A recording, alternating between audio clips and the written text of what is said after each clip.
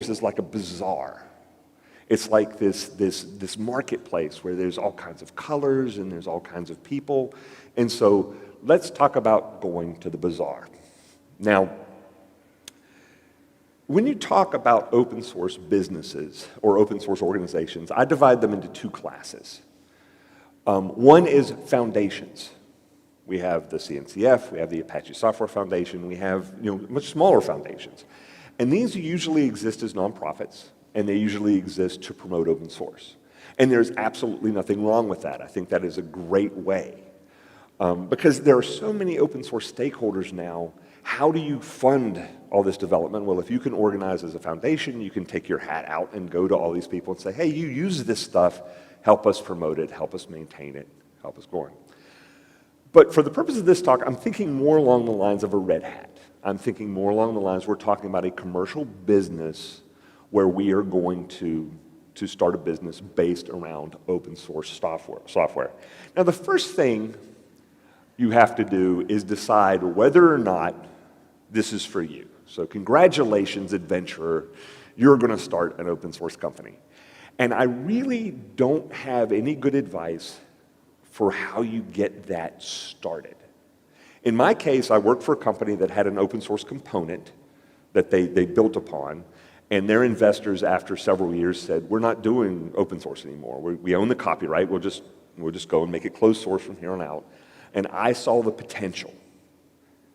And there was something about spending that 1 year working in open source and building these communities, and it dawned on me, it's like, hey, this really does work. We can do so much better together than as we try to separate and compete and isolate from each other. So I went to the CEO, and I said, hey, I'll take this. Let me take this project and I'll run with it. And he kind of looked at his watch and he's like, if you're off my payroll by Friday, I'll sprinkle water on you and you can be the open source guy. Knock yourself out. Then I went home to my wife. We celebrate 30 years in April. And she informed me that if I'm ever in the future going to quit my job and start my own company selling free software, that this was a we decision and not a me decision. And we're, as I said, 30 years, so I've done something right. So anyway, I decided that I was going to go forward and start an open source business. Come on, where's the little button? There we go. So for Scale 8, I did the Sunday morning keynote where I talked a lot about starting an open source business. And there's lots of things you have to do.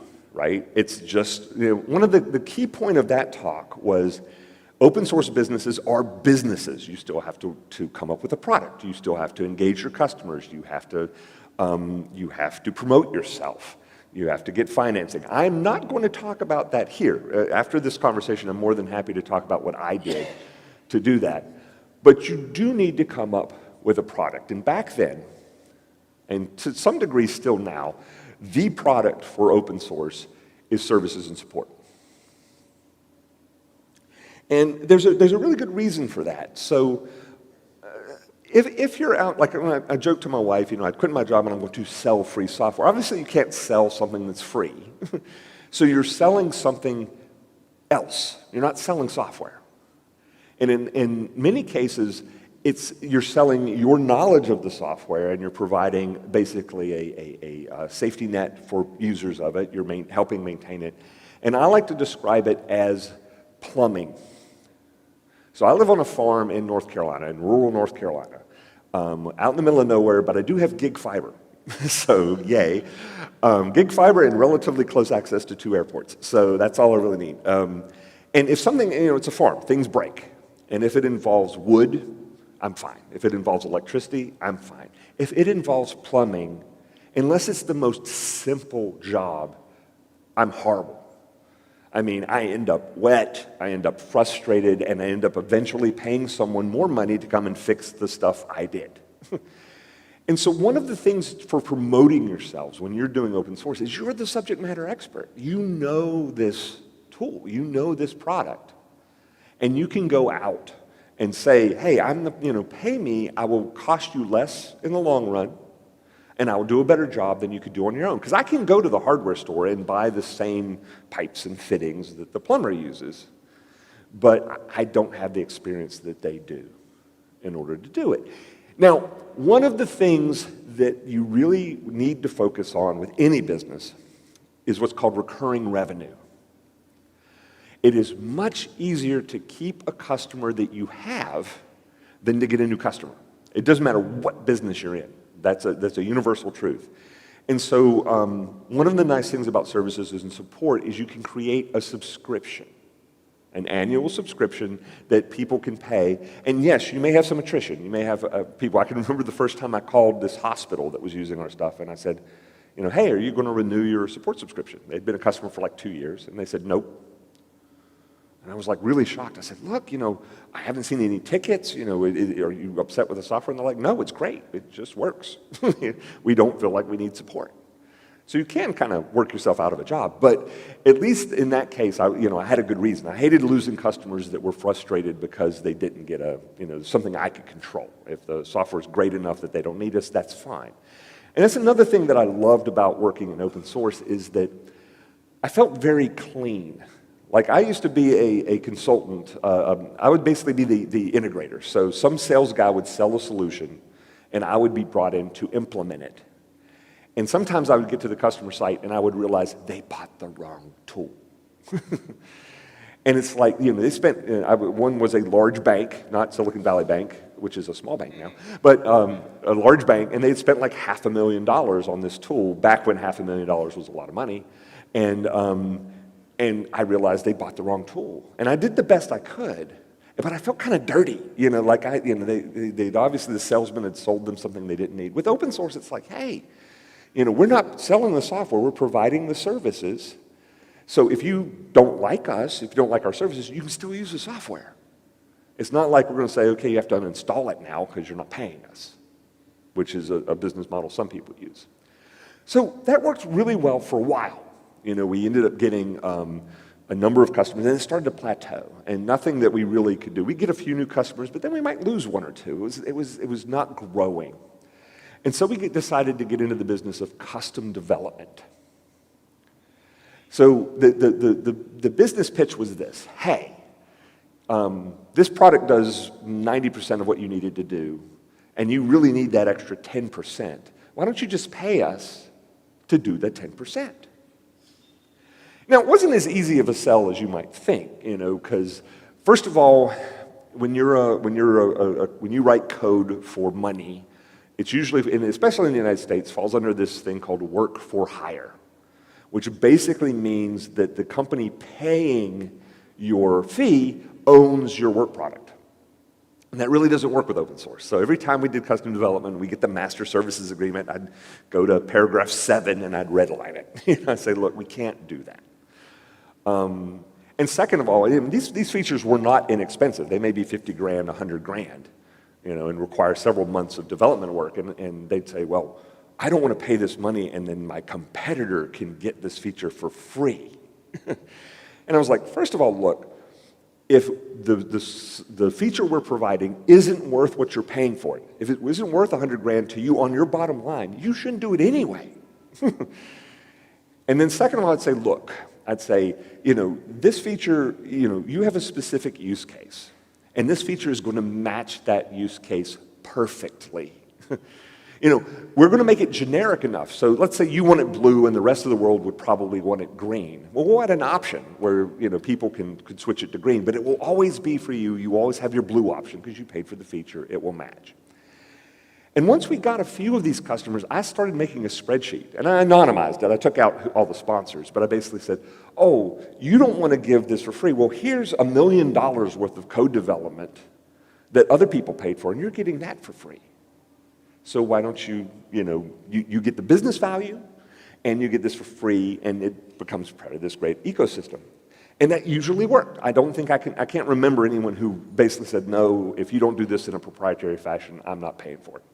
I really don't think I ever ran into that. I can be persuasive.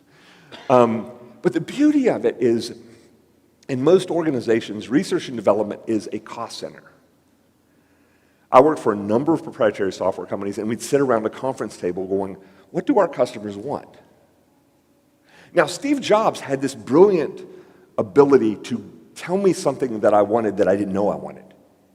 Like I used to watch those keynotes where he'd walk around and he'd go, oh, and one more thing. And I think it was for OS 10 Tiger or something. It was a time machine. It was backup. And I was, really? That's so boring. Time machine has saved my butt more times than I can count. And it's just, I didn't know I wanted it. But I'm not that brilliant. And so what was really nice is for our customers to come to us and say, this is what I need. And surprisingly, other customers needed it too. So our product developed in a very, very organic fashion, but we'd come out with things that people wanted. But again, we hit that thing. We're trying for this growth because you want to grow. You want to be able to realize your vision. When Gartner has their little quadrants, when it came for vision, we were at Pluto. I mean, we were way out there. But when it came to ability to execute that vision, we were at the origin. I mean, we just did not have, we didn't have any outside investors. So our business model was spend less money than you earn. It's kind of crazy, I know, this idea of spending less money than you earn, but it worked for us. So anyway, I basically went looking for inspiration. So I started looking around, in the metaphor of my little example here. I was wandering around the bazaar looking for inspiration, and I stumbled upon a stairway leading down into darkness, and well, you kind of can imagine where we end up. So I was in a maze of twisty passages all alike, and it was kind of depressing. I was like, what do we do? How do we monetize and help our customers while being able to improve this product? And you end up coming against, back in the time, and it's still kind of around in a certain fashion, this idea of open core. Arun alluded to it in his talk. And the idea behind open core is some of the software is open source, like the base part of the software is open source, but certain features and extensions are proprietary. And I have a lot of issues.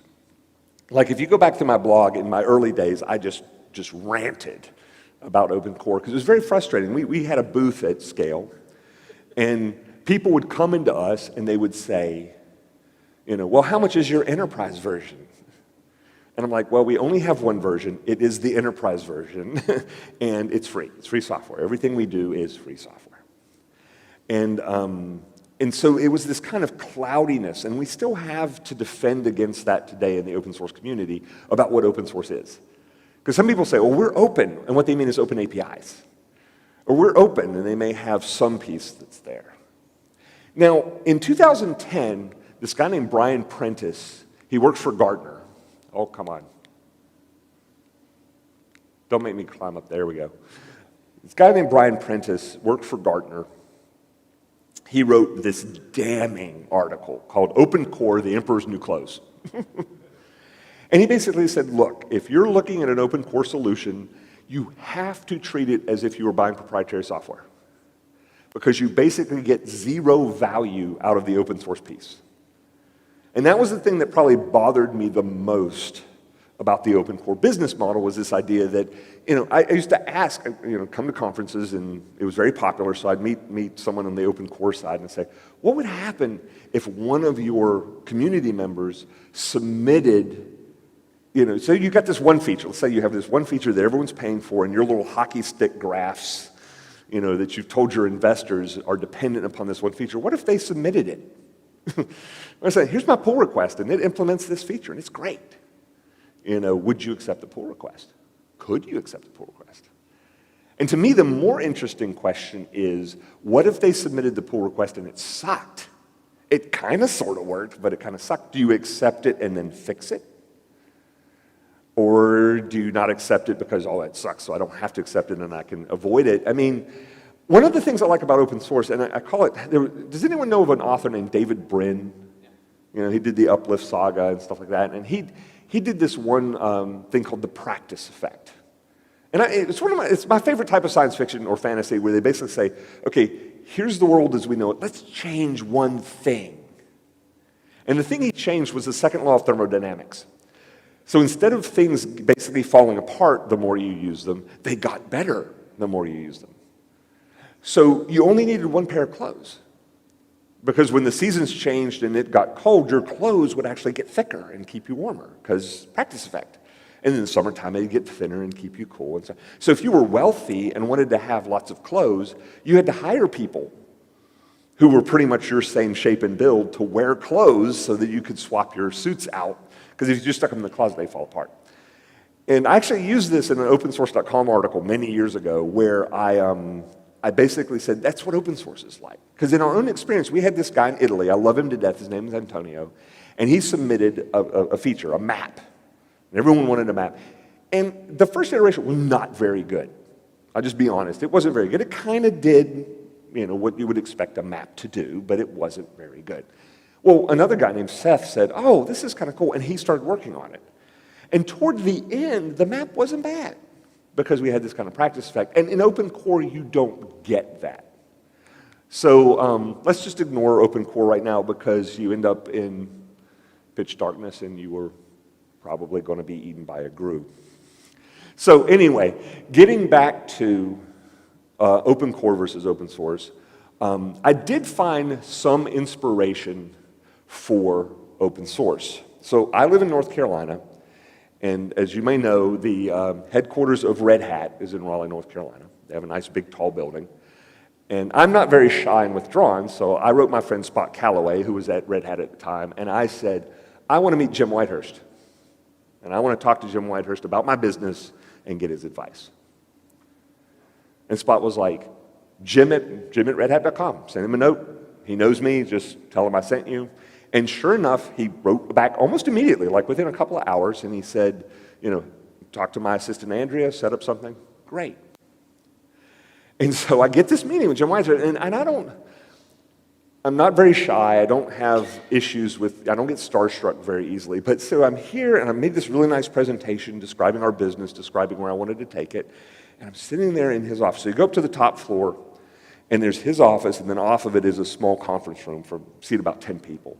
And I'm sitting there at the table, and I start picking at my ear. I don't know why I'm picking at my ear, but I'm just like picking at my ear. And I realize I'm bleeding. And we're not talking like just a little dibble of blood coming out. It's like red arterial blood. I mean, I looked like Rudy Giuliani in a tough interview. I mean, stuff is pouring down the side of my face. And he was so kind. We stopped the interview, he stopped the presentation, went to his office, he handed me some Kleenex, and I sat there like Vincent van Gogh for the rest of the presentation. But one of the kindest people I've ever met in this issue, and one of the things that he drove into my head was that people are willing to pay for simplicity, security, and stability. Now, I've done a lot. I think about open source business models a lot. Even though I'm not really doing that at the moment, I'm like, it's still something I think about. And I often compare Red Hat versus Canonical. And I'm not making a value judgment in any of these things. I used Mint, which was based on Ubuntu, so I really like what Canonical has done.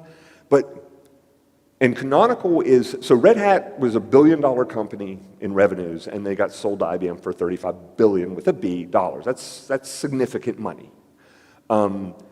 Canonical, to my knowledge, isn't at that range. They're a fraction of $1 billion company. They're not public, so they don't publish their numbers, so I don't really know.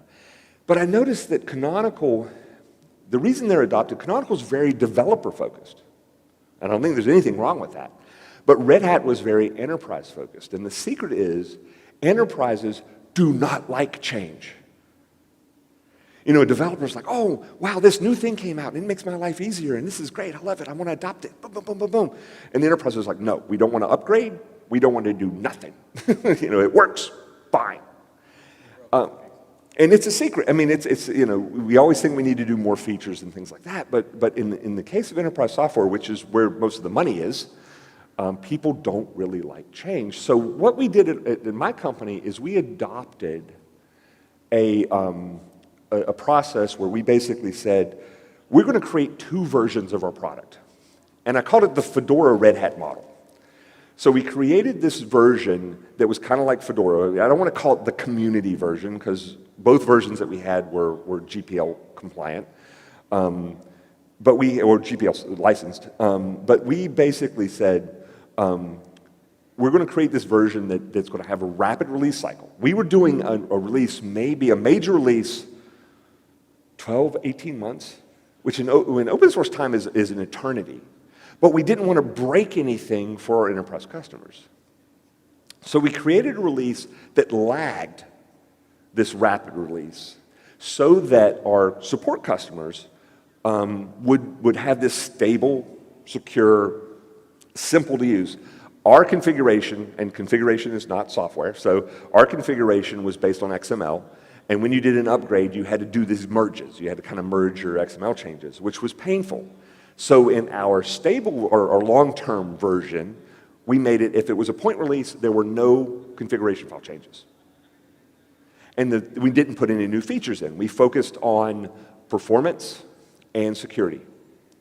Our product was written in Java, and we used log4j, and everyone knows the whole log4shell thing.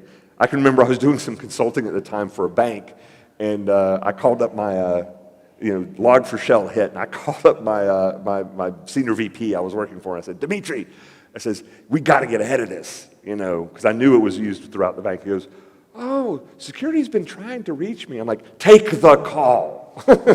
You really need to get on top of this. So that would be in a point release. We would fix security things, we would add performance features, but we tried to keep it stable, and it was good for 3 years. And our customers loved us for it, and we charged for it. The first instance was, we had a password-protected repo, which included the source code, and it was all AGPL licensed, so it was the same as the regular OpenNMS, which is the company that I did. And they, and we charged $5,000 a year for it.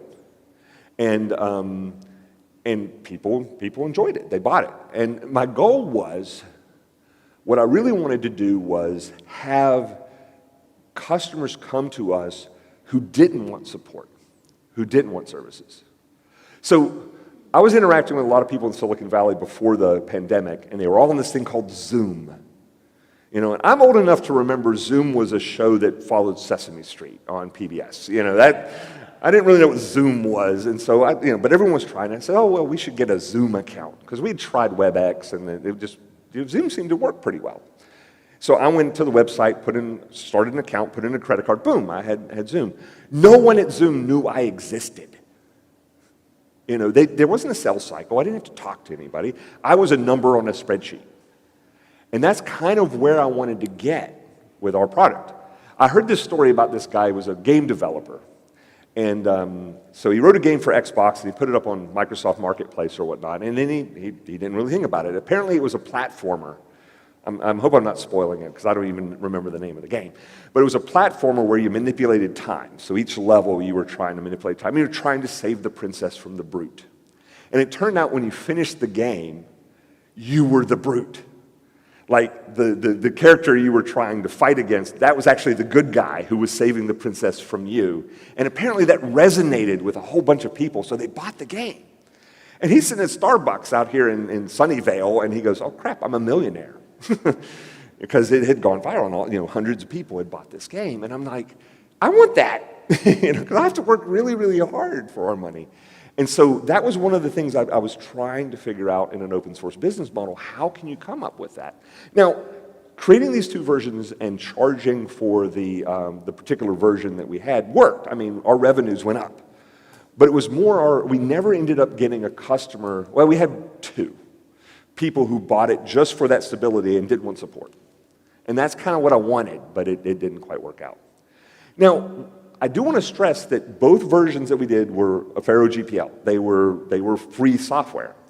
And a lot of people will worry, oh, if you do this, someone will just take it and then they'll distribute it for free. And what we found is that if you're going to pay $5,000 a year, you're not that eager to share. And I came up with this idea. I call it the CentOS test. So when I'm trying to determine if a product is open source or open core, the idea is, does it pass the CentOS test? Now I'd have to call it like the Alma test or the Rocky test. But back then, I would go to customer sites and I would need to install a package, and I'd go yum install blah, and they'd go, your Red Hat Satellite subscription is not set up. Please see your system administrator. And I'd say, dude, do you know the password? We got to set this up. Because they bought Red Hat, they just never implemented it. And these organizations were fairly large. It was usually going to take a really long time. So I'd go to CentOS.org and grab the RPM right off of their website and install it on the Red Hat system, because I knew they were binary compatible. And so that was kind of my rule, the CentOS rule, that if you could take something and remove all the trademarks and specific stuff to that particular company and get something that was functionally identical, then you were open source. So after my talk with Jim, I felt a lot better, a lot more focused. And in preparation for this talk, I went I asked my first question of ChatGPT. So I said, everyone's talking about ChatGPT, so I'm going to go to ChatGPT, and I said, hey, what's the best open source business model? And it did not answer the question. Instead, it says, there's a variety of open source business models, and here are 6 of them. So for completeness, and with full credit to ChatGPT, I wanted to talk about some of the business models it offered. Now, one of them was advertising. You could build advertising into your product, and people would just love it because it's free and all I have to do is look at ads. No, that is not going to happen. Does anyone here remember when Canonical put their affiliate tag for Amazon in their in a release? So Ubuntu came out, and it was basically if you bought anything from Amazon, they would append the Canonical tag, and they would get a little cut of every purchase. The community was livid. I've rarely seen more angry people. I mean, tabs versus spaces, but I've rarely seen more angry people talk about this. And literally within like 2 hours of the release, there was a deb you could install that would get rid of it. And so I don't really believe that that it's a viable business model. I don't think, there's one exception, which I'll talk about in a few minutes, but I don't think advertising. It's just going to make you really sad. Another business model it suggested was crowdsourcing. And this has often been talked about within the open source community. Maybe we can just ask for money and people will be so kind as they'll give us money. And no, that's not going to work either. That really is not going to work at the scale you would need it to work to actually have a viable business. And I mean, it comes down to this idea of the word free in English has 2 major meanings. And if you look at the Latin, there's free as in no cost, or gratis. It's free, no cost. And then there's free as in freedom, or Libra. And we often talk about free and open source software with the latter meaning, that it's free as in freedom. And there's nothing wrong. Like when we had our products, we charged for the second product, but it was still free software. It was still published under a free software license. You could modify it, distribute it. You were fine. I was at the very last Linux World in the UK, and nobody showed up. Like, it was just completely, I think there was an Apple thing going on at the same convention center, and so I talked to other people who had booths there, and this person turned me on to a guy named Dan Ariely, and he wrote a book called, he's a behavioral economist at Duke University. And as we all know, Duke will defeat Virginia in about 3 hours, but he's at Duke University, which is near me, so I took him to lunch, and we had a really nice conversation. But he wrote this book called Predictably Irrational, because we go to school, and we talk about economics, and they say, oh, if you present a customer with 2 identical products, and one is cheaper, they will buy the cheaper product. And what Dan's research found is, no, they won't. You can present things in such a way that they will not make a rational economic decision. Because I think one of the examples he does in the book, it's very short, it was like The Register, which is a British magazine, or The Economist, let's call it The Economist, it wasn't The Register, The Economist. And they offered, it was like $50 a year, you could get the digital version of The Economist. For $100 a year, you could get the print version of The Economist. And for $100 a year, you could get print and digital. So he presented this to the class. The first class got 2 options, $100 for print, $50 for digital. The second class got all 3 options. And so in the first class, 60% of the people chose digital, 30% chose print. It was reversed in the second class. Because, hey, I'm getting $50 for free if I get print and digital. when all they're really going to use is digital. And we had a long talk. The word free is very, very loaded. And when people see it, and you say, hey, I'd like some money for this, they get angry. I left the Twitter, and I don't want to get political, but I left Twitter, and I went to Mastodon, and I'm on Fostodon, and I give them $10 a month through Patreon, and there's a number of open source things that I support with small donations here or there, but I don't think you can build a business model on it. And that's what we're here to talk about. We want to build a secure business model where you can, again, as long as you don't have money in Silicon Valley Bank, you can pay your people and make sure that they can go and pay their mortgages and take care of their kids and their family, et cetera. Now, one thing that I did get introduced just recently, and it made me really, really excited. This guy named Filippo Valsorda published this blog, I'm now a full-time professional open source maintainer. Or, holy shit, it works.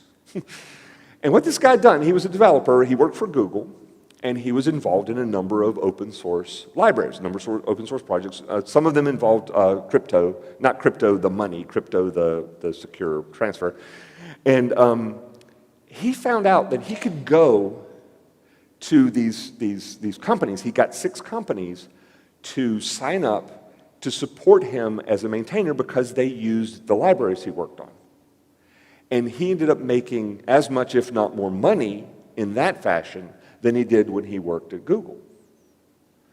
And I had an argument with my boss over this because he says, oh, that's just custom development and people do it all the time. And yeah, I know some people who make money, they're really good developers, and they basically take on ad hoc projects. They work about 6 months out of the year and they take the other 6 months off. Well, they take the other 6 months off and look for new projects. But all of that is work for hire. All of that, it's not something that they're giving back, they're not building on. And, to me, it's having this open source model to where you go out. And I looked at the 6 companies in here, and there's no way not any of them would have been able to, how many double negatives can I get into that? There's no way that they couldn't have afforded to hire a full-time person to work on open source. But again, we get to that gratis Libra free thing. They don't want to do it. Did I just lose this? Anyway, I think I did. Okay, yeah, I think we're back. It really excited me that you can go, and it's again that kind of predictably irrational marketing thing. You can go and say, look, you use this stuff, I will provide you with stability, simplicity, and security, and you pay me money, and it only costs you half a full-time employee. And now if you get 6 of those, you're now getting paid as much as 3 employees, and you're like, woohoo, now I have some stability. And you don't have a lot of the overhead that you might have if you're trying to run a business where you have to worry about payroll and other things. I was very excited about this. So if you Google, I'm now a full-time professional open source maintainer, you'll find his blog. And he goes into great detail about how he organized it. And I thought that was incredibly exciting. But now we're kind of getting to the end here. So as someone who's been doing this who did this for 20 years, I have found a model that I think allows you to be true to open source and make money in the way that the guy who had the video game made money, and it's hosting. And the example I use is WordPress. So I have a blog. Anyone use a WordPress blog? Yeah. If you go to WordPress.org, and there's a WordPress Foundation, you can go to WordPress.org, and they have what they call the 5-minute install. And I'm pretty certain that I've installed it enough times that I can do it in 2.5. You SSH into your server, you grab a tarball, you wget or curl the tarball, drop it in your web root, set up a database user, go to a URL, fill in a form, hit go, boom, you have your publishing system. I'll use the word blog, but what I mean is content system. Something like 42% of all websites connected to the internet are built on WordPress. Now there's this company founded by one of the developers of WordPress called Automatic, with 2 T's. And what Automatic does is they own WordPress.com. So if you don't have a server and you're not comfortable with the command line and you don't want to deal with backups and resiliency and all this other stuff, you can go to WordPress.com and you can get a free blog. Now, they're going to serve advertising. I told you I'd get back to the one case where you might be able to make money from advertising. But if you pay them a small amount, it's like $5 or $10 a month for a certain size website, they'll do it all for you. And so if you like, there was a lady in my neighborhood, well, in the little town I live in North Carolina, and she started doing crafts with her kids during COVID. And she started blogging about it. And now she has a very, successful little side gig where she has followers and affiliate revenue and stuff like that. Well, you can go and set up your WordPress, and you don't have to know what Linux is. You don't have to know what Postgres is or MySQL. And to me, this is kind of the best of all worlds. It's like that you can give people access to open source solutions without them having to climb a steep learning curve or to be a geek or anything like that. Now, there's some caveats. So one of the caveats is the CentOS test for hosting. So at the company I founded, I left before we ever got to the point, but we were going for like a hosted version of our product. And one of my requirements, so I had two requirements with the company that I said, I have two tenants. At AWS, we're really big at tenants. And so my two tenants were, the product will never suck, because I never wanted to make compromises where we did something where the product would suck, and the product will always be free. So I was insisting if we ever did a hosted version, somewhere on like the admin page would be a button. And you press that button, and it would download all of your configuration files so that you could install the product on-prem on your own system, reload it in, and you'd have the same functionality. So that's my CentOS test for hosted. I don't think a lot of places meet that. But that was kind of what I was going for, is this idea that, and WordPress does. I mean, WordPress has you can export your website on a button. There's a few caveats, but for the most part, it works pretty well, and it'll reload your posts and your pictures and your media and stuff like that. And so you could, if you were on WordPress.com and later got into computers and said, oh, I'm going to set this up on my own server, you could do that. So I don't know much about WordPress, the company. They're not public, so I was not able to find any numbers. I know they've raised about $1 billion in investment. And so to do that, I'm certain that they have revenues that are offsetting that. But I got very, very excited about this idea of hosted. Now, another caveat. What do you do? So you have something that does very well in hosting. How do you prevent someone else, a big company or a big organization, from taking your stuff and hosting it as well? There's been a lot of issues recently with licenses in the open source and open source adjacent world. And I don't want to get into the details. I mean, I'm sure you're familiar with some that I'm thinking about. But the OSI just celebrated 25 years, and I was having this argument with Stephen J. Von Nichols. I basically said, we shouldn't have any more open source licenses. We have plenty, and they work. You just need to figure out which one. And he pointed out that AI and ML add new challenges. Like, how do you open source the learning, the generational stuff that gets created? And I'm like, okay, you win. I think that's valid. We can come up with new licenses for that. But at my company, we went to our community and said, hey, we are moving toward this hosted cloud version. How do we, protect the community? And they said, Affero GPL. The AGPL version 3. So GPL, and any kind of open source licenses is usually governed under copyright law, which means you have to transfer a copy. So it's like you go to a website, you download some software, you now have a copy of the software. Copyright law applies. But if you access the functionality of software through the web and you don't get a copy, legally copyright doesn't apply. And so the Affero GPL basically tried to close that gap. There's a bunch of other stuff in the Affero GPL involving patents. I'm not a lawyer. Please, if you're going to investigate this stuff, talk to a lawyer.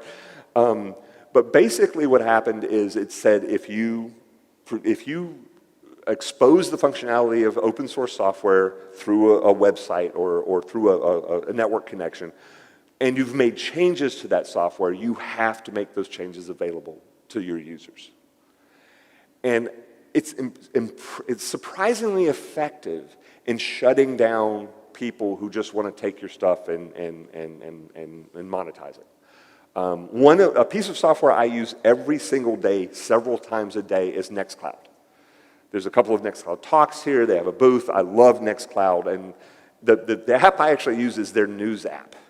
I'm really pissed at Google for killing Reader, because before Reader, we had blogs and we had RSS, and it was really easy to keep up with everybody. And they killed Reader. And I talked to Chris DeBona. I was basically like, why don't you open source it? And he was very honest with me. He said, it was built so much on Google's infrastructure that no one else could run it. And so if they threw it over the wall, they would get criticized for giving a non-functioning code, basically. And so they basically took the least evil. They said, we're going to shut it down, but we're not going to share it. Well, there's a newsreader app in Nextcloud, and there's mobile apps for it, and I love it. It's really, really good. And so, as I said, I'm a news junkie. I check the news several times a day, and plus I use it to store my files, and I don't even touch the surface. Well, Nextcloud has an enterprise version, very similar to what we did with my company, that you pay for, and you get this enterprise version, and it's AGPL. So theoretically, you could go and subscribe to Nextcloud's enterprise version and create your own version. You could have it, Bubba Cloud, and you could remove all of the Nextcloud trademarks and go and make your own. But people don't do that. I mean, people are more than willing if you give them value. So if you're thinking about doing open source, host your application. I really think there's a lot of, some things I haven't thought out is that cloud native apps don't necessarily easily translate to on-prem. And so it was one of the main thing we struggled with was how do we take advantages to the elasticity and scale that the cloud offers, yet allow people to still run it without undue effort. I was real excited if you saw Brian Cantrell's talk yesterday on Oxide. Oxide is a computer company that's actually building new computers based upon what Google and Amazon supposedly do. They have DC power lines. They don't have power supplies. They're not one use, two use. What was that? The James Bond movie where the evil villain, and he had basically pallets of computers, and they were just motherboards, basically connected to power and storage, network-based storage, that kind of thing, where you can have these quiet, powerful things that may allow people to do. So you do have that caveat, if you're starting out. But I've also been very encouraged by this idea of open core. I'm a big fan of a company called Datadog, and they do a lot of stuff with open source. They're a sponsor here, and Elon, one of the organizers of this conference, works there. And I like them despite the fact that he's there. I like him better because he's there. But they do a lot with open source, but they would never self-identify as an open source company. If you go to datadog.com and search for open source on their homepage, you won't find it. But they do have a lot and that's the beauty of it. So we don't have people pretending to be open source when they're open core. There are a few holdouts. But anyway, so at the end, you can get ye Flask. I don't know how many people will get this reference, but no Strong Bad fans in the audience, huh? So there was a Strong Bad cartoon about text adventure games, and that was one of the things he did. Anyway, that's what I have to present. Wow, I got under the time. I usually prattle on a lot farther. Are there any questions? Yes? One of the challenges I have with open source right now is the world is moving more and more and more toward composable pieces, think serverless, WASM, all these kinds of things. You're not building a repo of code. You're building tiny nuggets, and then companies compose those nuggets. Okay. How do you build a model around you build just a nugget, or you are the business that just composes the nuggets, right? That is what I would say the future holds for open source. So that's a very interesting question. So when we start talking about cloud, a lot of it's based on microservices. So instead of instead of building these monolithic or entirely contained applications, you build these little functions that do, like one of my favorite things about Linux is the pipe command. You know, I can take the output from one thing and I can make a new thing, you know, without really having to program. I can just take the output. And so the question is, what if you want to focus on those microservices? How do you build a business around that? The way I would answer that, and I have had zero time to think about it, so do not trust anything I'm about to say, but my gut basically says, going back to like the WordPress model, WordPress built a marketplace where you could have templates and things like that. Some of them were open, some of them were not. To me, it's like, I'm a big fan of this company called Fermyon. I don't know if you've ever heard of them. Fermyon with a Y. So they do WASM. So now VMware is doing one as well. So WASM, WebAssembly, was this technology that allowed you to run code in the cloud. I mean, in the browser, sorry. I was getting ahead of myself. In the browser. And what they found was it really lent itself well for this idea of serverless. Now, I heard at least one speaker tell me he hated the term serverless because it's like, it's running on a server. But when the cloud started, everyone said utility computing, like you only pay for what you use. And so, like electricity, so I pay electricity. Well, it turns out I have 2 meters because I have an outbuilding in the house, and if I used 0 electricity, I still got to pay like $20 a month for the meter rental or whatever. And in traditional cloud computing, that was your reserved instance. That was, you had to have something waiting for your customers to come in and make a request before it could start. Serverless, like Amazon Lambda is one of them, is this idea that you build these microservices and they only spin up, you only get charged for what you use. And the problem is there's a latency involved. And it's you know, milliseconds. It's not huge in most cases. Fermyon has found, they've come out with a product called Spin. It's open source. I wouldn't be here pimping them if it wasn't. But they have this thing called Spin, and what it does is uses WebAssembly, which allows you to write stuff in pretty much any language you want, and it can go up in microseconds. And so if you want, go to a website called finickyWhiskers.com, and there is a little web app. It's Slats the cat, and you've got to click on things to feed Slats the cat, and the object is to, and he keeps changing his mind because he's finicky, and you have to change between like vegetables, seafood, chicken, and beef, and you have to click on the thing. And there's in-depth code examples of how they built that using about 11 microservices. And so I'm thinking there might be a business case, so free business case for anyone, any entrepreneurs in the room, to build a marketplace where you could put these microservices out there and have people get around them. And maybe you could build a business around that to where people would come to you and say, hey, you obviously show some count. As long as you can provide simplicity, security, and stability, you can sell. Anybody else? Hi.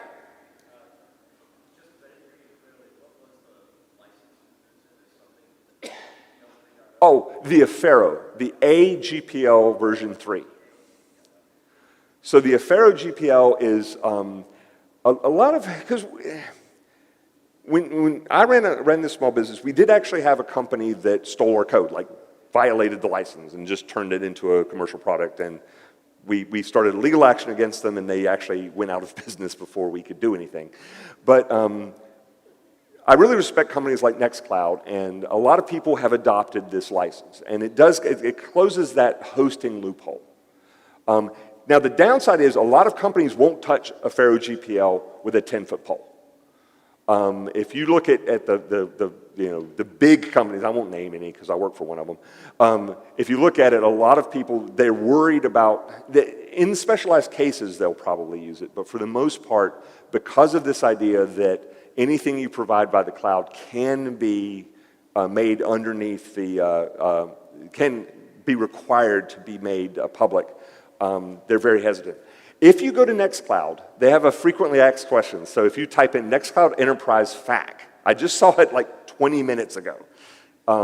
They have a very, very well-written explanation for why they chose the AGPL and what it does and does not require. So basically, if you get Nextcloud and you put your own logo on it and you do your own configurations, you're not under the AGPL. If you modify the code, then you are under the AGPL, and you have to make your code available. So, any other questions? Sir.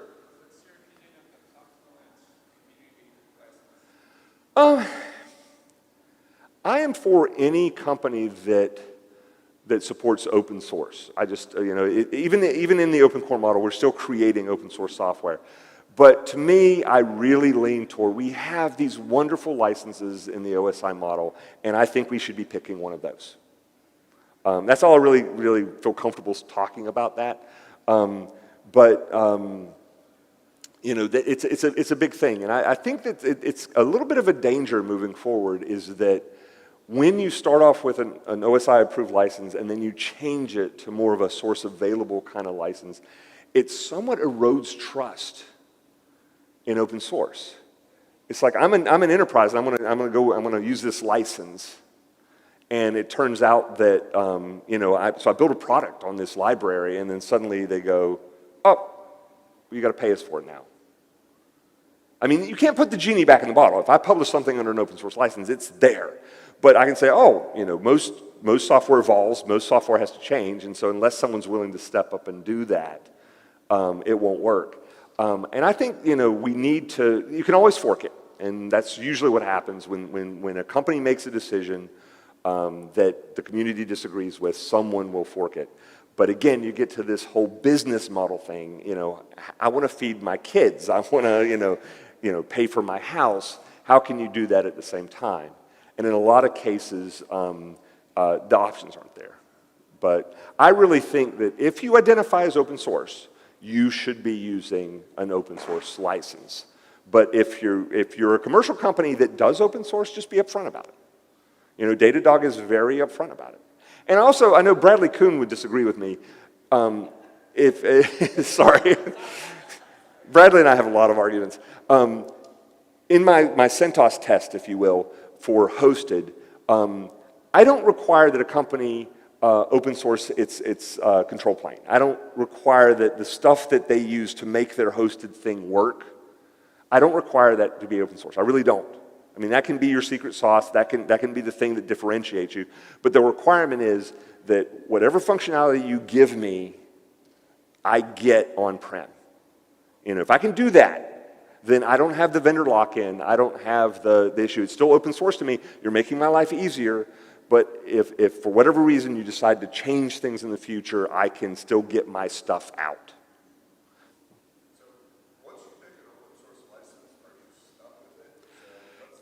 Good question.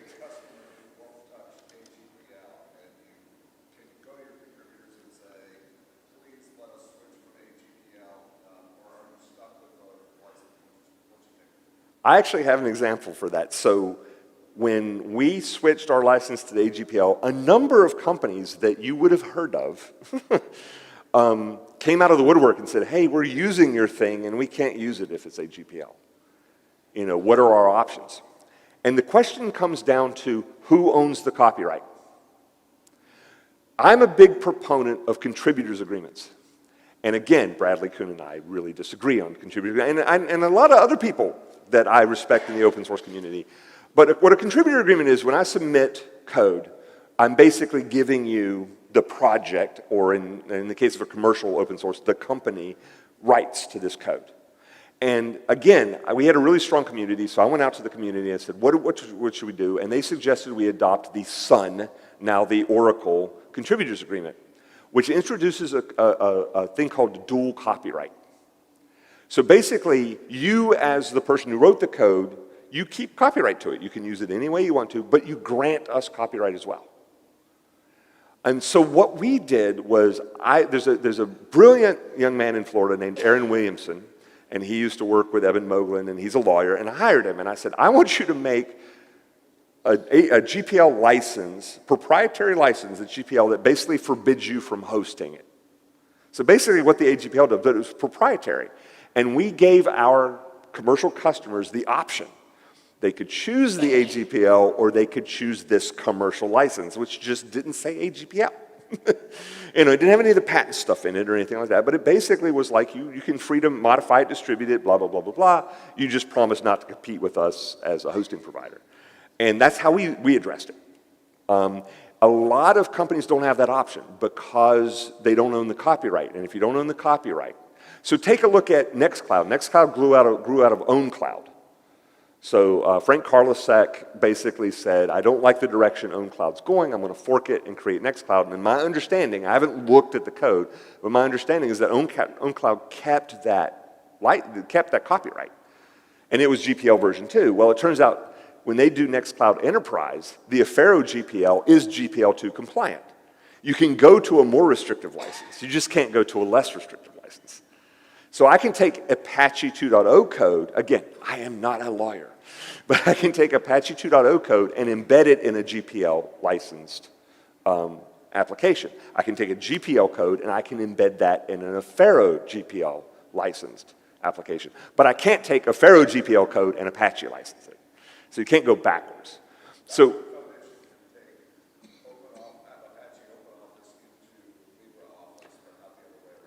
right, it's like, you know, but if you own the copyright, you can do whatever you want. And so the option we chose when we did this was we're still, you know, it would never suck, it would always be free. So I wanted to create basically, and here I am saying we don't need any new licenses, but we created, and we called it a proprietary license, even though it wasn't.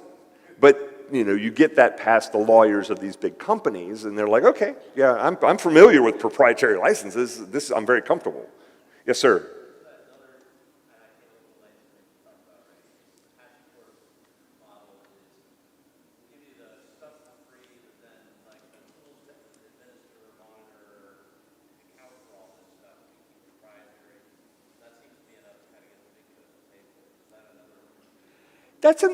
That's another model. I wouldn't call it an open source model.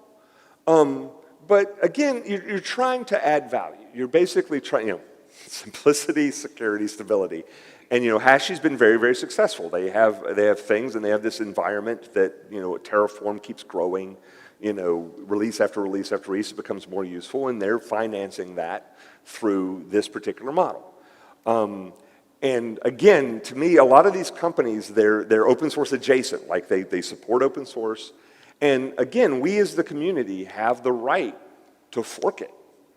And I get upset because I don't want forks. Forks, the F in fork stands for failure. If you end up forking something, the community has failed, like something has happened. And of course, GitHub goes, would you like to fork this project? This has been forked 300 times. I'm like, but to me, it's like we really should strive. Every corporation who uses open source software. So I'm going to tell one more story if you folks will tolerate me because we're over time. But I grew up in this little tiny town in North Carolina called Asheboro. Not Asheville, the cool town. I grew up in Asheboro. And our first ethnic restaurant in the 70s, and I'm not counting pizza as ethnic food, but the first ethnic restaurant we got was a Chinese-American restaurant called the Bamboo Garden. And we would all, on Sundays, we would all dress up, we'd go to church, and then we'd go to the Bamboo Garden. The Bamboo Garden had this big buffet, and had lots of really good food. They would serve snow crab legs. So they'd bring out this big platter of snow crab legs to the steam table. There was this one guy in our town who would stand there with his plate. And when they brought the snow crab legs out, he'd take them all. And he'd go sit down and he'd sit there and eat the snow, you know, the 2 pounds of snow crab or whatever it was. And if he was still hungry, he'd get back in line. And he'd get another thing. And it pissed everybody off. You know, some people they'd see him coming and they'd block him. I mean, it was really, we were a small town. And what happened was this kind of perceived greed actually permeated. He ran a tire company, and I think it ended up going out of business because no one would buy tires from this guy because of this thing. And if you look at it by the rules of all-you-can-eat buffet, he was abiding by the rules. All you can eat. I can eat this. I'm not wasting it. You know, but there are some community courtesies. There's these conventions. And I think open source is like that. A lot of companies come and they basically say, it says free. Here's the license. It's Apache license. I can do these things with it. I'm going to abide by the license. And I'm never giving back. And it's like that guy taking the snow crabs. You know, we really need to encourage. And I think, come on, the guy who gave the keynote this morning is from Intel, which is this huge company. And back when I ran, I'm an Apple user, I apologize. But back when I ran open source laptops, I would buy Intel laptops because I knew that the drivers were there. And so having companies like that really adopt open source is great to me. And I think it is. So I think you can still, I hope I've put some food for thought here. There are ways where you can take your open source project and make money and feed your family, yet still be true to the community values that we work for here. Anyway, thank you. I'm going to be around, and we can talk later, but I appreciate it. Thanks.